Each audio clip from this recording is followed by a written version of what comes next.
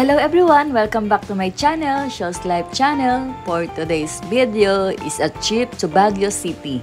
Baguio City is a classic getaway for many Filipinos and tourists alike, offering a refreshing escape from the heat with a cool climate and pine-scented air. It's known as the summer capital of the Philippines, and it's full of attractions that cater to different interests. Here in my video are some of popular places and activities you can include in a Baguio City trip. Enjoy watching till the end of my video. Happy watching! Hello everyone! For tonight's video, we're going to Baguio City. So guys, nandito kami sa may Caloocan City. Dito kami sumakay ng bus. So nakabili na kami ng ticket. We're going to Baguio. 619 each. 619 pesos. 619. Ang alis namin 8 p.m. 8 p.m. kami alis. So guys, order na tayo ng food para babaunin namin sa bus.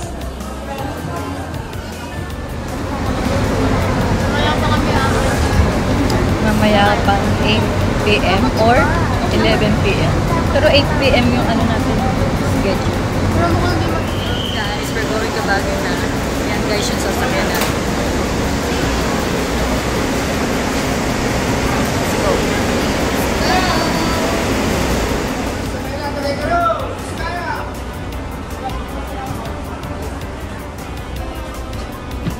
Excited na. Excited na sa long adventure. Aircon niya guys. Tapos meron din siyang charging. Pero wala na kami food. Inubos na natin. Inubos na namin kami. Baguio.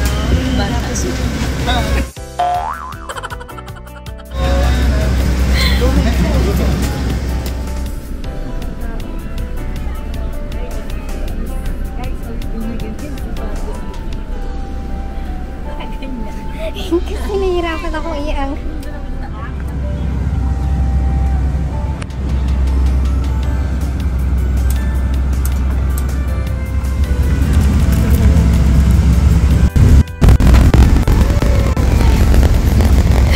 So guys, papunta na tayo ng Caloocan to Davao. Kasi mag-i-stop over tayo sa Davao. Tutulog ko na ako guys kasi matagal pa yung biyahe. Nag-iwan na siya guys. Update ko kayo mamaya.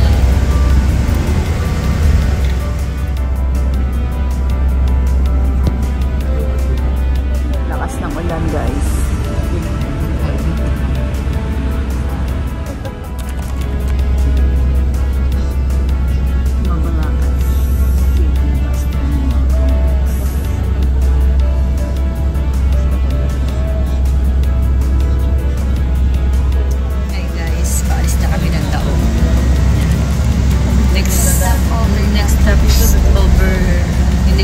Sa Lucita or sa Tarlac na rin. Update ko kayo mamaya. Kumakain na kami na egg. Chara. Chichay no tamago. Hey guys, nandito tayo ngayon sa Tarlac. Stop over tayo. 10 minutes ko yun. Pwede ka mag-toilet, mag-coffee, and cheddar. Let's go. Si Arman ulit tayo. Kami ng dalawang bulalo. Welcome na kami.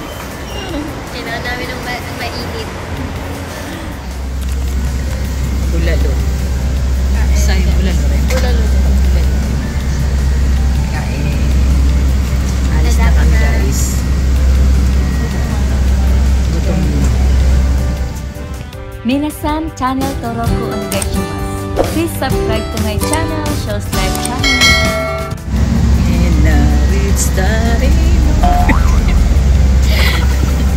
Bye-bye. Mamaya ulit. Hey guys, nandito tayo ngayon sa season. After ng Dao, Tarlac, ngayon season. Hindi ko alam kung part pa siya ng Pangasinan. So guys, 10 minutes toilet rest. Tapos na pa yung mag-toilet. Walang tulugan. Galing araw. 1 a.m. na. 1 1 Nikita. Ito. 1 a.m. 1 Mamaya ulit. Baka puro tulog na lang ginawa namin sa hotel. Ayan guys, bumili tayo ng tubig. Sikat, Hindi ko alam kung ano yun. sikat dito sa Pangasinan na pasalubong. Season depart pa nga siya ng Pangasinan. Tubig. Masarap to guys. Delicacy. Parang sa malulos. Delicacy to ng Pangasinan. Lalo na yung ano, yung puto nila. Kaya ang tawag, gosh. Mainit pa. Yan guys, hindi na nga. Tubig. Kaya ako na. Gawa saan yun? Gawa saan? Masarap siya, pero mas masarap siya kung mainit. Tignan mo kasi. Madaling araw kasi hindi masasakit siya natin. Hindi ah. Masarap. Pero mas masarap na siya pag mainit. Layo ba doon? Sarap diba? Kakain mo na kami guys. So guys, paalis na tayo dito sa season. Hindi ko alam kung sa kanyang next. Parang bagyo na next time. Wala nang stopover. Kakain mo na kami. Marami pa. Marami.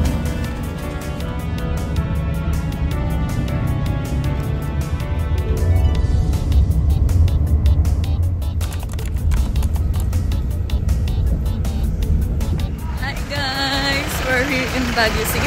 Welcome to Baguio City. Malamig na? Wala nga eh. So guys, yan. Gaan muna tayo. Maghahanap tayo ng mag-check-in na namin ng hotel. Pupunta muna kami sa Jollibee. So guys, Baguio City, the summer capital of the Philippines. Baguio City is located in the province of Benguet in northern Luzon. Is famously called the summer capital of the Philippines because of its cool climate and scenic mountain views. Sitting about 1,540 meters above sea level on the Cordillera Central Mountain Range. It serves as a refreshing getaway from the tropical heat of the lowlands. The city is rich in culture, blending Cordilleran tradition with influence from the American colonial past. Today, Baguio City is not only known for its pine-covered hills and flower gardens, but also for its vibrant tourism, educational institution, and colorful festivals such as the Panagbenga Flower Festival. Hi everyone! So we are done resting and washing up. So now we are decided to go to a day tour. Yay, and So guys, abangan niyo yun. Ang namin pupuntahan ay Mines View. Mines View. Kasi yun itong pinakamalayo eh. Tapos pagpabalik na kami, ano na lang, dadaanan na lang yung ibang tourist spot.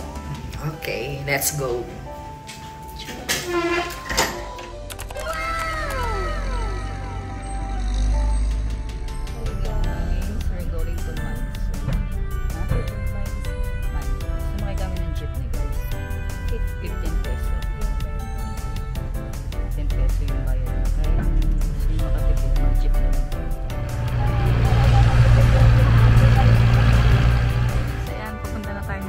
So maglalakad pa tayo ng 240 meters.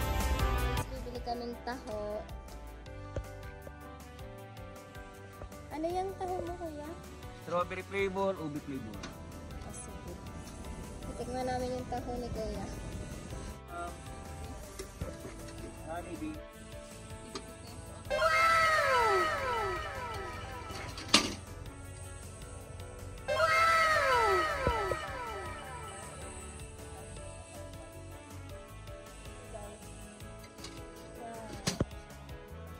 Yeah, sikat daw yan dito. Tignan mo yung strawberry.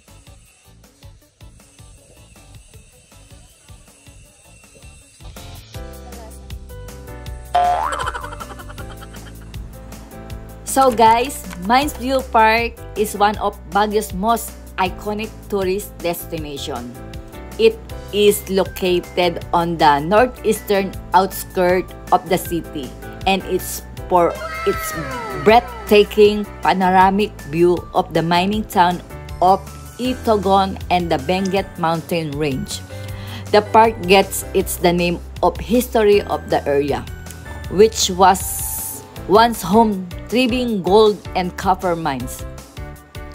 Visitors can enjoy the cool breeze while looking out over the green mountains and the valleys below. Aside from the view, Mines View is also a cultural hub where tourists can try on traditional Cordillera costume for photos, buy souvenir, and taste local delicacies like strawberry, taho, and ubi jam.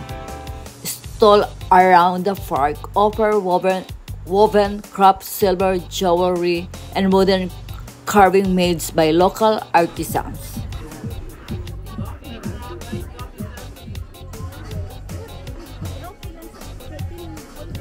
Yung plants.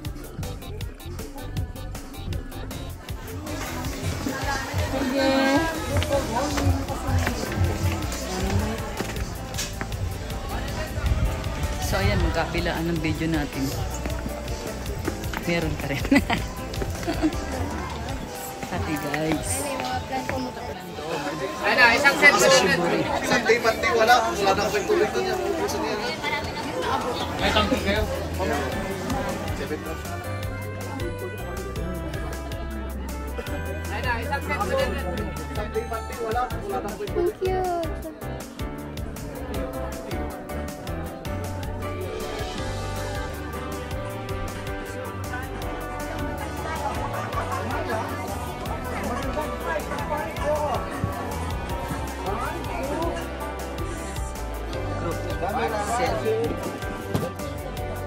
Patakbuhin ko lang.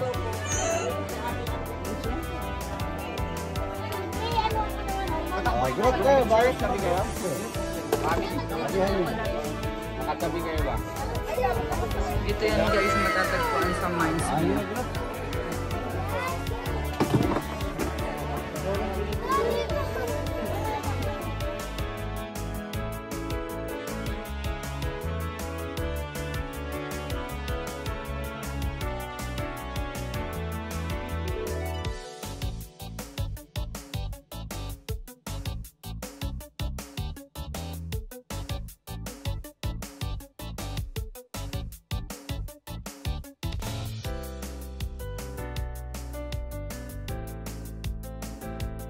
Di ba colorful siya?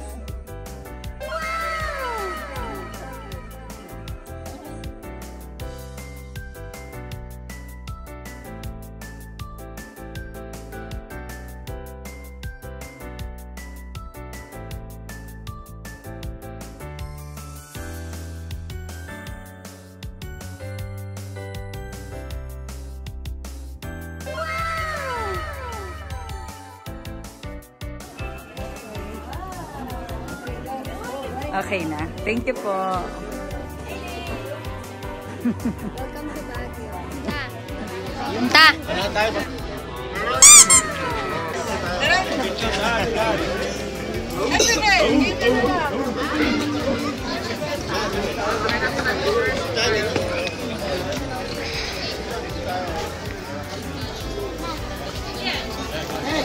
Let's go.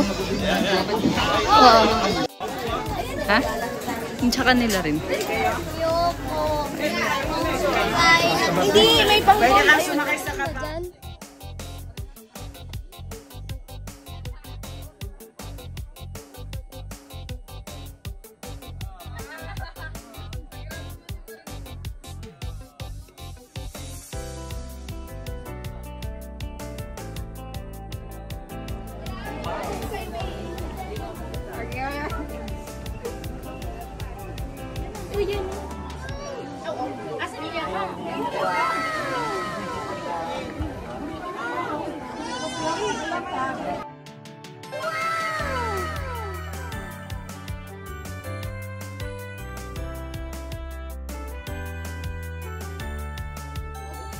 Sigaw ako dito. Sige. Jen. Idars! Oh, picture ang kita. Smile. Dalawang kamay naman. Welcome.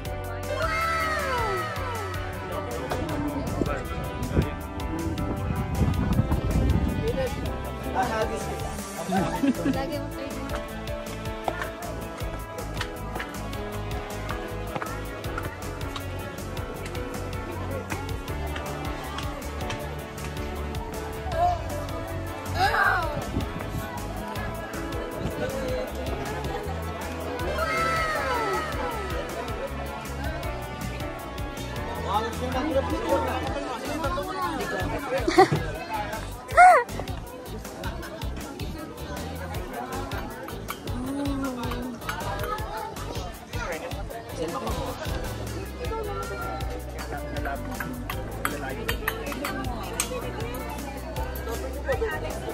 Ayun! Diba?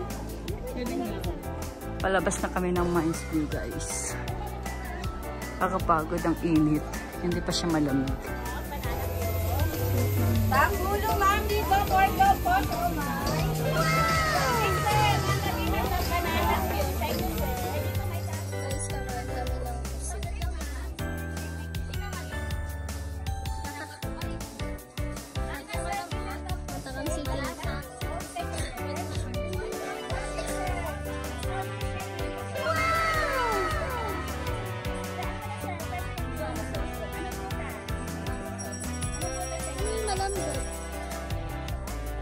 Matakamsit na sa pusit. Nakain kami. Ano ba yung inihaw?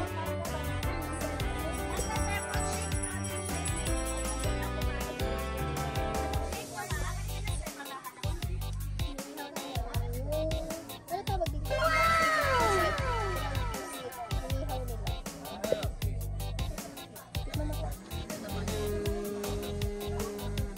Diba last time bumili tayo sa Yapo?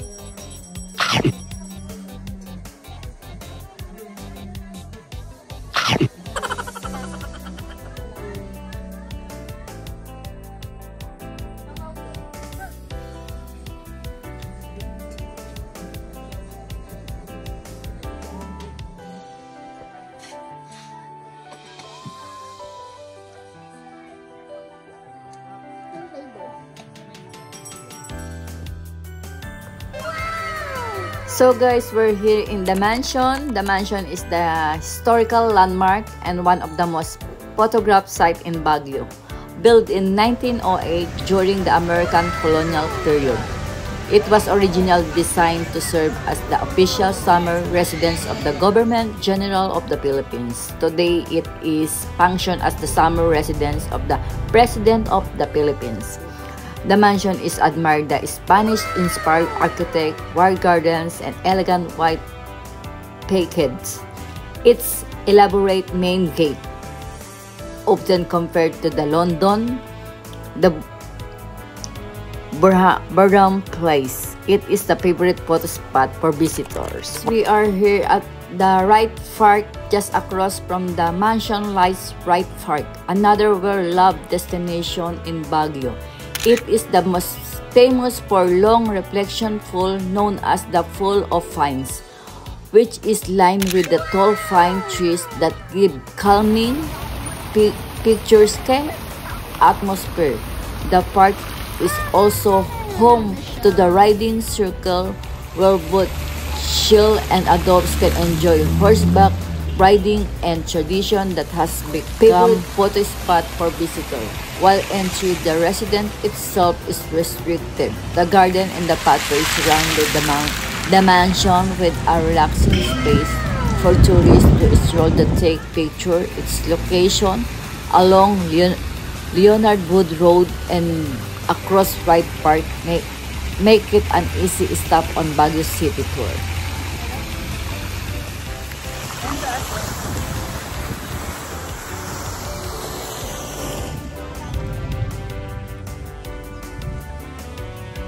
Ngayon lang ako napunta dito. Let's go. Hi guys, nandito pa tayo sa ride park. Oh, nagtanggal na ako ng jacket guys kasi sobrang init pa rin dito sa Baguio. Ayan yung pamangkin ko na pagod. Si Janina May.